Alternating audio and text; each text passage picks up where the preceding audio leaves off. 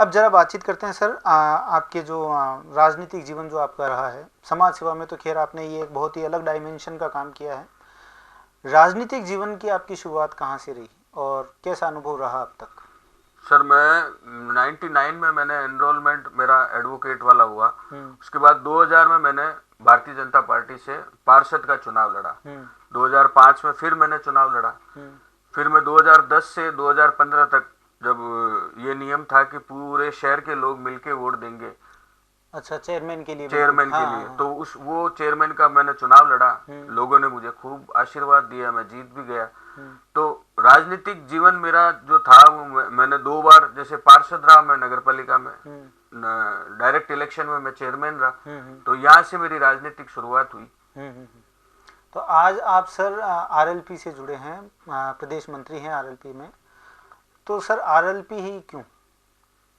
मैं आपको एक छोटी सी चीज बता दूं। 2019 में मुझे यूं एहसास होने लग गया कि अब देश को ऐसी, मतलब राजस्थान को कह सकते हैं या देश को ऐसी कहते हैं कि राजनीति का स्तर दिनों दिन, चाहे दोनों पार्टी हो, या तो राजनीति में, मैंने मेरे अनुभव से मैं आपको कह सकता हूँ, या तो राजनीति में आप अडानी या अंबानी के परिवार से हो, या आपका राजनीतिक बैकग्राउंड हो कि आप मतलब किसी बड़े नेता के सुपुत्र हो, और तीसरा ऑप्शन ये है राजनीति में आप किसी जाति विशेष के नहीं, आप 36 कौम के ग्रास रूट के नेता हो। तो मैंने ये महसूस किया कि हनुमान बेनीवाल एक ऐसा नेता है। मैं पिछले 20-22 साल से हनुमान बेनीवाल जी जो हमारे नागौर के सांसद है उनको जानता हूँ। वो वास्तव में आज के युग में राजनीति का स्तर ये हो गया है कि बड़ा सा बड़ा अगर नेता कोई आएगा तो भी उसके भीड़ तंत्र जुटाने के लिए सारे कार्यकर्ता लगेंगे। मैं ये मानता हूं, या मेरी सोच ये है कि हनुमान बेनीवाल जो है वो ग्रास रूट का नेता है, वो 36 कौम का नेता है, और मैं उसके राजनीतिक कार्यशैली से प्रभावित होकर ही मैंने आरएलपी ज्वाइन की थी। अच्छा, तो अब जरा हमें, आप जब आरएलपी आपने ज्वाइन करी तो जरूर से आपने समझा होगा कि भाई दोनों पार्टियों से क्या, जो दोनों मुख्य धारा की पार्टियां हैं उनसे क्या अलग हट करके आरएलपी की नीतियां हैं, उसके बारे में जरा हमें बताएं। मैं आपको एक छोटी सी चीज बता दूं। देश को आजाद हुए 70 साल हो गए, चाहे कांग्रेस के प्रधानमंत्री होंगे, चाहे बीजेपी के प्रधानमंत्री बने होंगे, चाहे गठबंधन के प्रधानमंत्री बने होंगे, लोगों ने इतने एक्सपेरिमेंट कर लिए इस भारत देश पे, लेकिन जो गांव गली कुचे में बैठा हुआ जो किसान है, आज भारत 70 साल के बाद भी हम लोग, भारत देश जो है वो कृषि प्रधान देश है। तो उस किसान के बारे में या उस किसान की पीड़ा के बारे में अगर किसी ने सोचा है तो ये राष्ट्रीय लोकतांत्रिक पार्टी ने सोचा है। उनको ये लगा है कि किसान, पिछले 70 साल से हम देख रहे हैं कितनी सरकारें आई होगी, कितनी सरकारें गई होगी, लेकिन जो किसान जो अपने गांव डाणी में बैठा है उसके क्या क्या पीड़ाएं हैं, ये पीड़ा समझने के लिए ही आरएलपी का जन्म हुआ।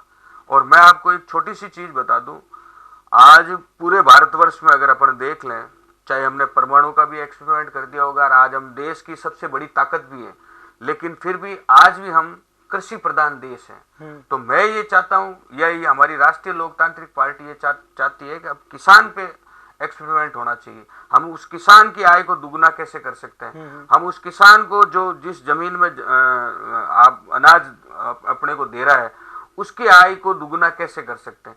आप एक छोटा सा उदाहरण दे दूं कि अपन अभी 8-9 महीने से कोरोना काल से ग्रसित हुए थे, अपने अपने घरों में थे, हमारे आय के स्रोत सारे बंद थे। हमारे घर के अभी पिछले 2 महीने पहले के बिल देखो आप, बिजली के बिल, किसी के 35,000 का बिल आ रहा है, किसी के 40,000 का बिल आ रहा है। तो 1947 के बाद में आज 2020 चल रहा है, अपन को उस किसान के बारे में भी ये सोचना चाहिए कि हम 2-4 महीने अगर हमारे आय के स्रोत नहीं हुए और हमने बिजली का बिल भरने में भी हम ये सोच रहे थे कि शायद सरकार माफ कर दे, शायद सरकार माफ कर दे, लेकिन वो बिजली का बिल आज हमें इतना भारी लग रहा है, क्योंकि पहले तो 2-2 महीने से या 1-1 महीने से 4,000-3,000 आ गए।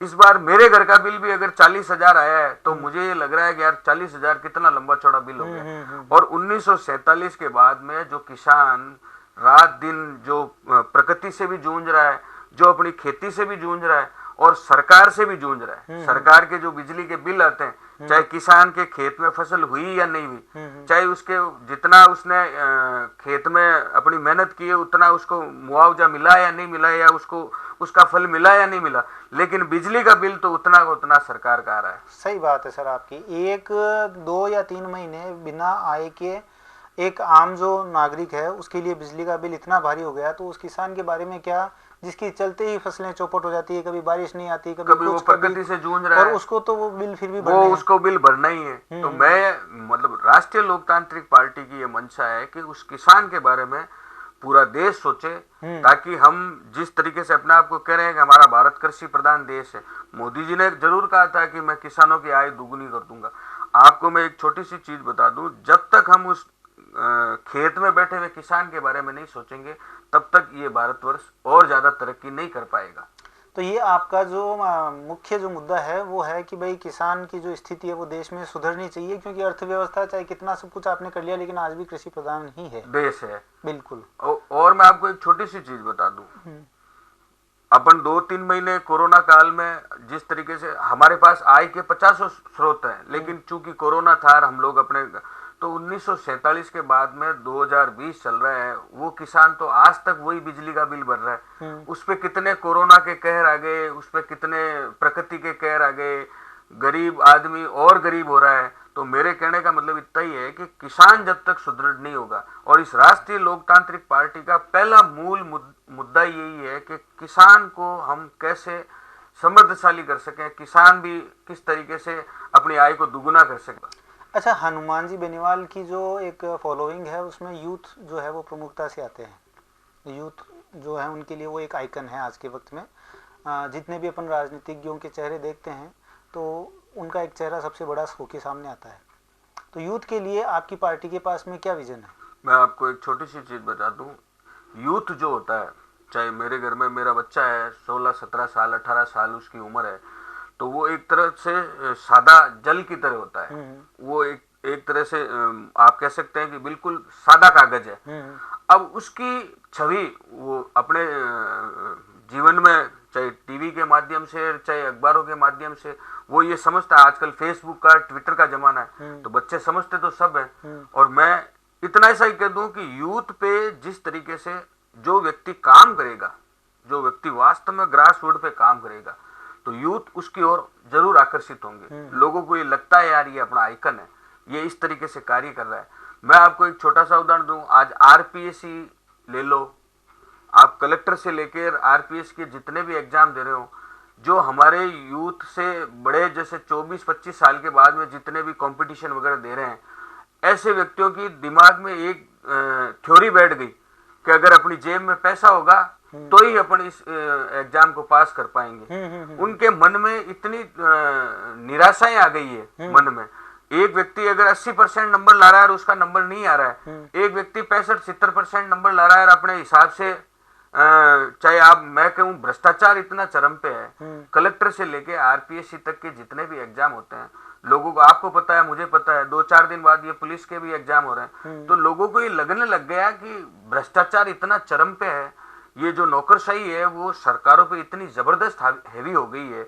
और चूंकि मैं अगर आप समझ लो रिश्वत देके या मैं मेरे भ्रष्टाचार के माध्यम से कहीं ना कहीं कोई भर्ती में जाऊंगा, तो मैं तो प्रयास करूंगा कि वो पैसे जो मैंने इन्वेस्ट किए वो मेरे पास वापस कैसे आए। तो इस राजस्थान में नहीं, आज पूरे भारतवर्ष में भ्रष्टाचार इतना चरम पे आ गया है, लोगों को मन में ये कुंठा एक अंदर से एक टीस टाइप हो गई है कि अपने को कंपटीशन देने की जरूरत नहीं, अपना नंबर ही नहीं आएगा। तो भ्रष्टाचार इतना जबरदस्त चरम पे आ गया।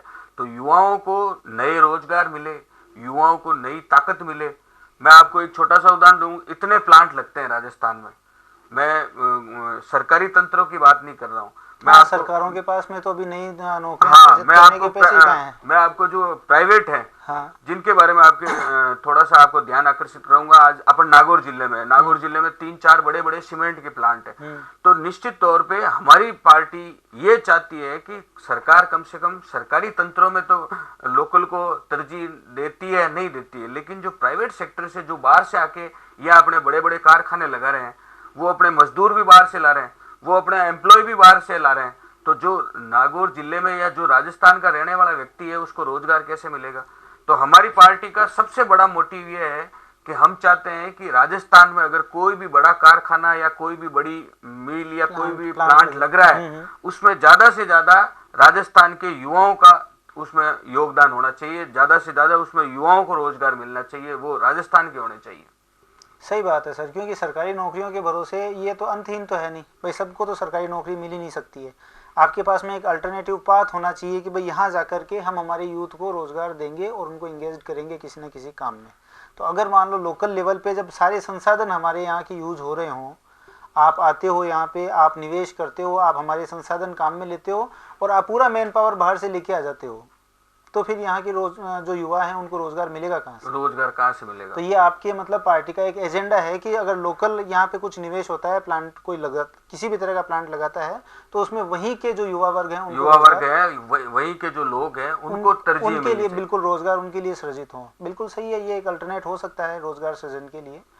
अच्छा, एक काफी बार जो है सुना जाता है कि भाई जो टोल टैक्स है उसका भी आपकी पार्टी काफी ये हमारे जो राष्ट्रीय पार्टी के संयोजक है हनुमान जी बेनीवाल, उन्होंने मतलब आपको बता दूं 2-3 मुद्दे तो उन्होंने अपने जीवन में उतार लिए।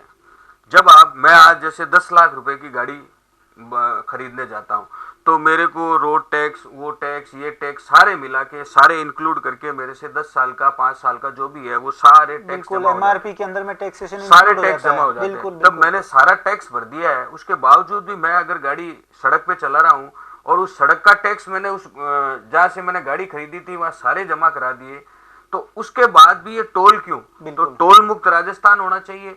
हनुमान बेनीवाल जी का एक ही नारा था और आज भी है और हमेशा रहेगा कि टोल मुक्त राजस्थान हो, बिजली मुफ्त मिले किसानों को। जिस तरीके से दूसरे राज्य बिजली मुफ्त में दे रहे हैं, तो हम भी तो राजस्थान में भी तो बिजली को मुफ्त दे सकते हैं। बहुत अच्छा सर, आपसे बातचीत करके बहुत बढ़िया लगा। आशा है कि आपकी पार्टी जनता के लिए जिस तरह से अभी संघर्ष कर रही है वैसे करती रहेगी और आप एक अलग प्रकार की राजनीति का आविर्भाव राजस्थान में कर पाएंगे। और जो आपने एक लक्ष्य बताया कि भाई हम यहाँ पे सत्ता परिवर्तन के लिए नहीं अपितु व्यवस्था परिवर्तन के लिए हैं, तो वैसी कोई व्यवस्था जो जनता में आशा की किरण जगाती हो वो आप लोग जरूर लेके आ पाएंगे। हमारी शुभकामनाएं आपके साथ है सर। बहुत बहुत धन्यवाद। धन्यवाद साहब। थैंक्स। एक बार पुनः आपको धन्यवाद।